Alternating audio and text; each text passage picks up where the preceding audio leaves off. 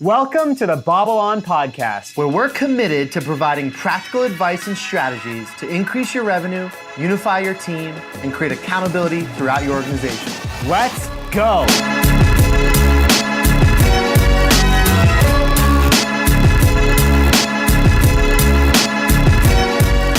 I felt pretty sickly coming into today, and then being around ZB for, I don't know, the last hour, I feel healthier because he's so deathly ill.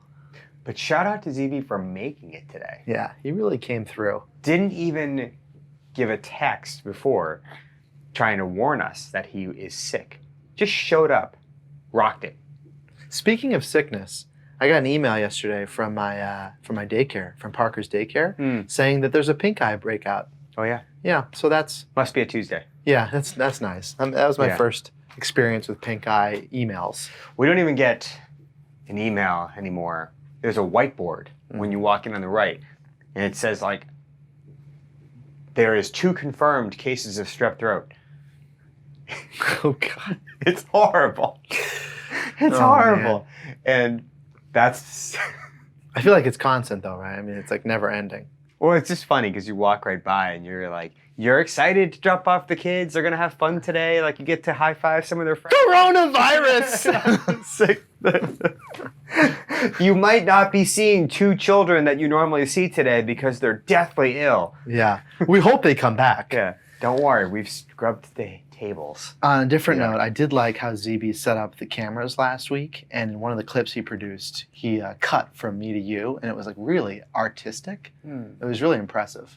So big shout out to him for 1, showing up sick, and 2, doing a good job at his job. But now it's a sick day, so he's just back to regular old run-of-the-mill. Back and forth. Slumming it today. Back and forth. Yeah, but... shout out again, ZB. Thank you for coming. Thank you for being here, even though you're sick. That's pretty cool. And putting up with years of our bullshit, really. Yeah. I mean, giving you a lot of crap as part of like the side. You know, you're helping with comic relief. You're helping with comic additions. We appreciate that. Yeah. Do you think that's why he continues to stay with us, or do you think if we were to ever stop that, job satisfaction would go up or down? Actually, That's a good question. I'm a masochist at heart. I love it. He's a masochist at heart. He loves it. That's perfect. In that case, we should go even harder. In reality, he has a notebook. It's like a little black journal at home. And you know the journals that have little like, the rubber band that almost attaches to it. He unfolds it every night. He opens it up, and he has a Zach column and a Matt column, and he just does little charcoal hash marks every single time he comes home upset at one of us. And maybe underneath, he like writes all the lines that he wishes he could have said. Next time. Yeah. Hey, hit us. Start off with your personal. Yeah, this was a good week. We had a lot of travel the week before last. Time away from family. Valuable time on the road, but time away from family. So it was good to spend a couple days, and KG booked a trip to New Hampshire to see some of our best friends, Stacy and Rob, and their kids, Karina and Benny. And 4 of us went up with them, saw some ice castles. It was super fun. But the best moment of the trip, you're going to appreciate this, and you're going to wish you were there no matter what. But kids go down around 8:30, what movie do you think 4 old friends would toss on just to kick it, drink some wine, and hang out? The Deer Hunter with Robert De Niro. We watched number 1 and number 2 of Taken. Oh, wow. It was nothing I would ever imagine KG and Stacy just hang out. But there was no cell phones out. There was no... You watched back-to-back? Back-to-back. Wow, that's a commitment. 3 hours of Liam Neeson. With a lot of people. A lot of people. Don't forget, we had kids sleeping in the basement. We're watching like an abduction kind of movie. Wow. In the deep woods of New Hampshire. How'd you guys sleep? Like a baby. Yeah. Well, not our babies. We slept like babies. Mason ended up sleeping with me. Emma slept with KG. The kids were just having fun all night. They couldn't sleep. Yeah, but taken back to back, You know, those are underrated movies. Very underrated. Liam Neeson's underrated too. Very underrated. Great plot. And he's able to actually go in other ways. Like he's great at that role. Like that, I'm gonna go murder a bunch of people that murdered someone that I care about or take some. But he's also, what was the movie that Love Actually, the holiday movie? Yeah, I forgot. He was like a broken-hearted guy in that movie. Like totally different. He's pretty good. He's not typecasted. He is not. Taken 1 and Taken 2. What flicks? I cannot believe KG watched the whole thing. Lucky you. It was great. That's awesome. After, did you have cocktails during? Yeah, when the girls went to bed, well, we all went to bed, but Bob and I had just had a quick beer before we went to bed. We looked at each other like, how did that happen? Yeah. Was that what is it called? Is it a palindrome? Didn't we just have that? It was like February 2nd, 2020, and it was the first time in like tons of time where it read the same front as it does back. 02, what is it? 20, 02, 02, 2020, back and forth, reads the same way. 600 years. 600 years, EB? It's been 600 years since that was the case. Wow, that was on Groundhog Day? Well, did that happen the same day you watched Taken? Groundhog Day was a Sunday. I just missed it. I got it in right before the palindrome, though. My personal is very simple. A lot of fun moments with Sadie and Belle and Parker. They get a lot of love. Could come up with a couple things I shared earlier today, but I'm gonna be more selfish and say my highlight last week was doing moderately heavy squat cleans for the first time in a long time. Hurt my back in August and squatting, and I took a long time off lifting heavy. But then lifting heavy for the last moderate weight for the last couple months, month and a half, and then getting into heavy squat cleans was like a big test, and it felt great. Good. So, what is the new kind of stretching routine you're trying to incorporate, if at all? Yeah, I don't do any static stretching before I work out. I'll do. What's static stretching, just so the people that? So static stretching is like you stretch one muscle or two muscles and hold it in a to basically elongate the muscle. Got it. And that's, for me, I just don't, I feel like if my muscles are cold, that actually can create injury. Whereas I'll do that at the end of a workout when they're warm. Got it. But I'll do active stretching in the beginning, which could be like just leg swings, walking lunges, some, I don't even know what they're called. There's some certain like active yoga stretches, but it opens up the hips and makes it a little bit. Got it. Yeah. So you do like more movements, not like how far can you stretch? For simplicity. Yeah. Do you do any kind of like running or swimming or anything like that? I'll row as a good warm up, because a lot of times the rowing movement is very similar to a lot of the lifting movements, especially Olympic lifting movements. So that was a highlight, because I hadn't done that in like, I don't know, 4 or 5 months, and I was missing it because that was I enjoyed it so much. So it was fun. There you go. Yeah. Welcome back, baby. Yeah, welcome back, baby. Well, let's talk about the BobbleOn podcast, because that's what we're talking about today, right? What we're talking about today is where we've been, where we're going. Yep. Which is super exciting. Yeah. I mean, where we've been has been clear. We've been focused on giving nuggets of value every single week of different varieties, from marketing. Golden nuggets. Golden nuggets. At least platinum. Some of them have been very golden. Marketing to sales, leadership to management, culture to infrastructure, organizational health, et cetera. And we're not going to stop that. Nope. I think that's really important, because we've got a lot of good feedback that people are, one, enjoying that content because it's different from other stuff they listen to, and two, they're implementing it. They're taking a lot of their advice and recommendations and implementing it. Things that we've heard of, like quarterly meeting reviews and scorecard metrics and simple tactics that they Did ZB just get you sick? I think he had. But people are implementing it. When we go to conferences, listen, first off, thank you so much for the DMs, the emails, the texts, the calls, everything. But what's most apparent is when we're in person and we go to conferences and we see somebody who does not know us and walks right up to us, takes out their phone and says, hey, look at what I've implemented because of your help and because of the BobbleOn podcast. I just follow, I listen in, I don't really necessarily chime in. I'm not very interested in a BobbleOn workshop because maybe I don't own the agency, or maybe I can't implement that for any different reason. But here's what I've done. And they're so excited, and it's working, and it's creating revenue, it's making better jobs, and we're never gonna stop that. No, way. tactical.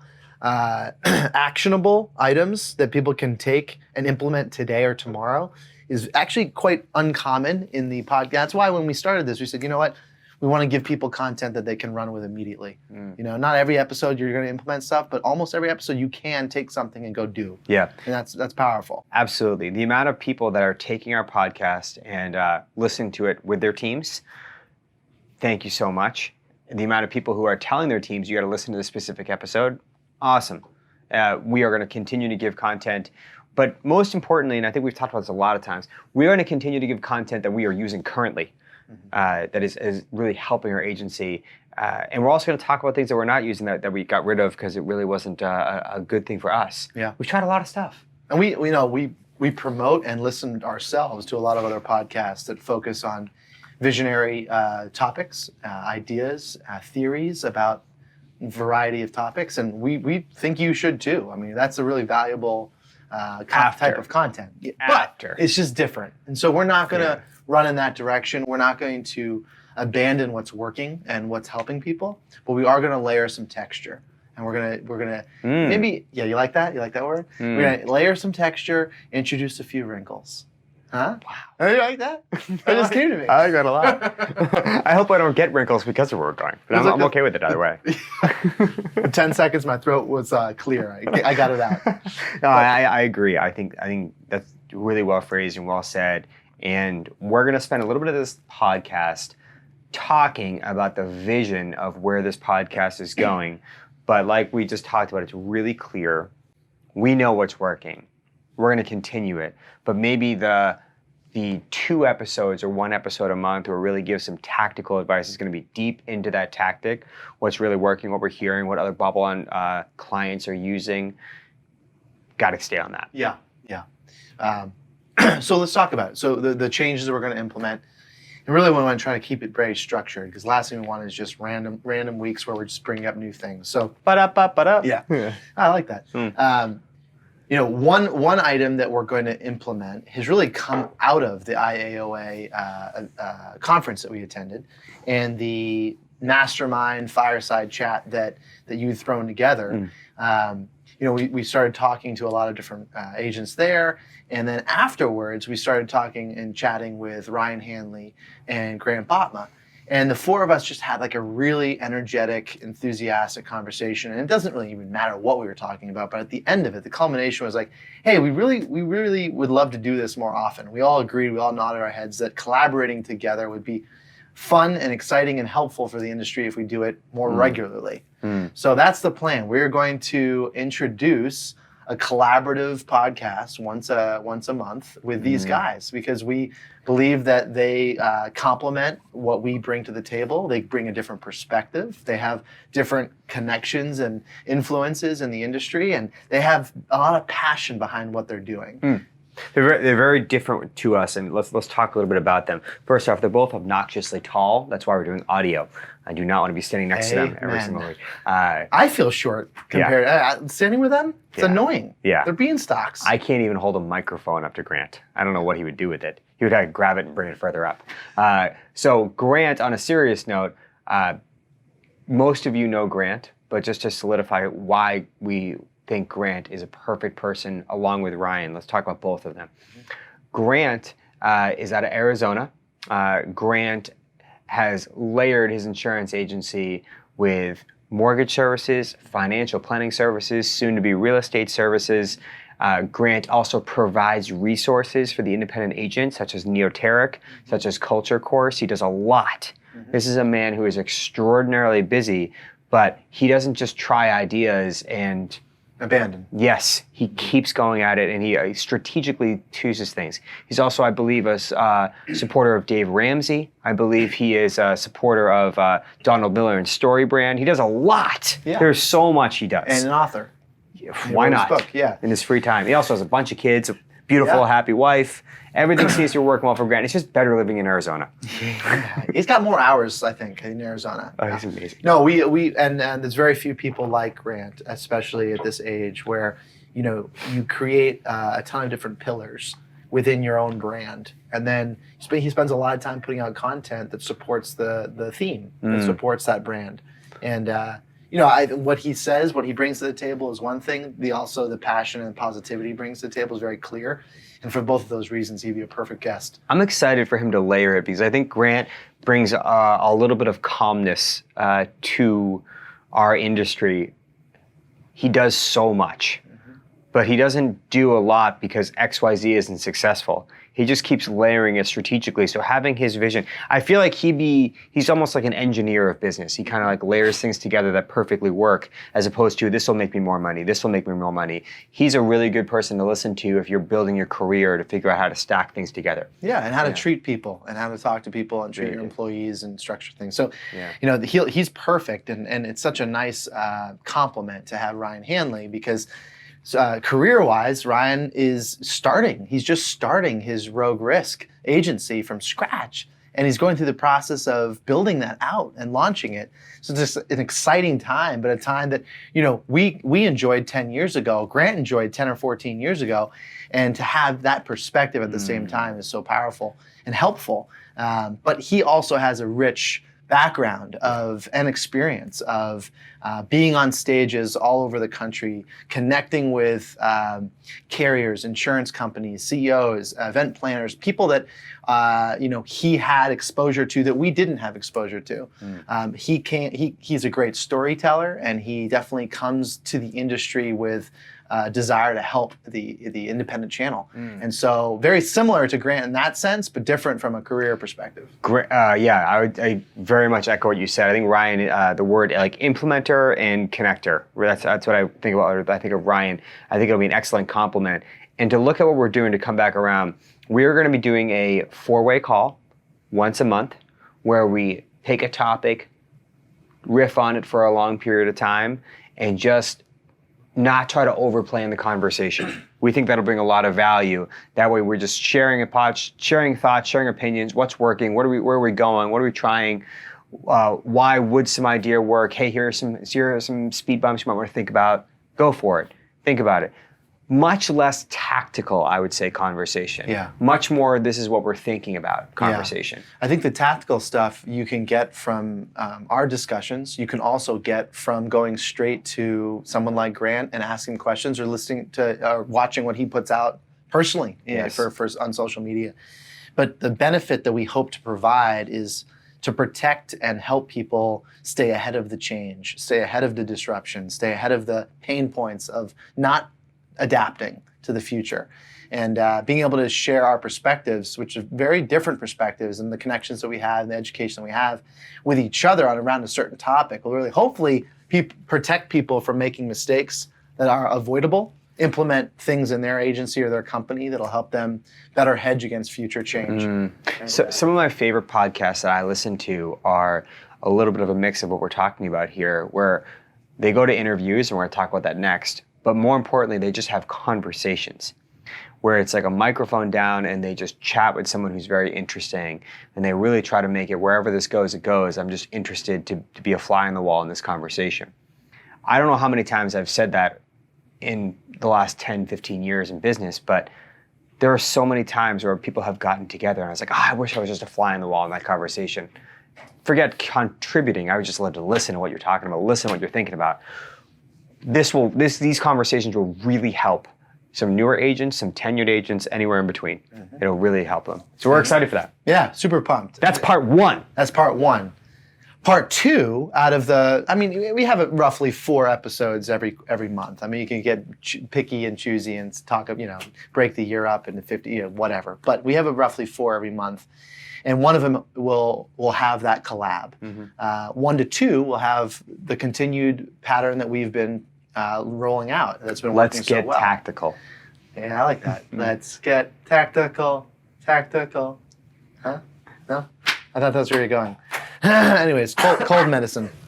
Ooh, is that your cough now? No. A deep laugh. The other tweak that, or introduction that we're going to make is finding non-insurance interesting and successful people and interviewing them.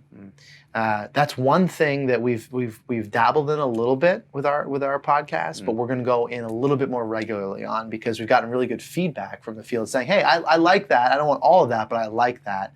And hearing a perspective from someone in a different industry really sometimes resonates with you. I know a lot of stuff we've learned over the years was from different industries. That's the key. I think when we interviewed JJ, and we also had Pete Dupuis on the show, we got some of the most feedback. Some of the most, JJ and Pete Dupuis hit us up and said, hey, got a bunch of new followers, thank you, as a way, because people were like, that was so interesting, I want to hear more from this person.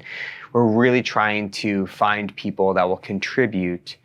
But I think I want to hone in on what one thing you said earlier. This podcast will likely not be one where we have a bunch of insurance people on.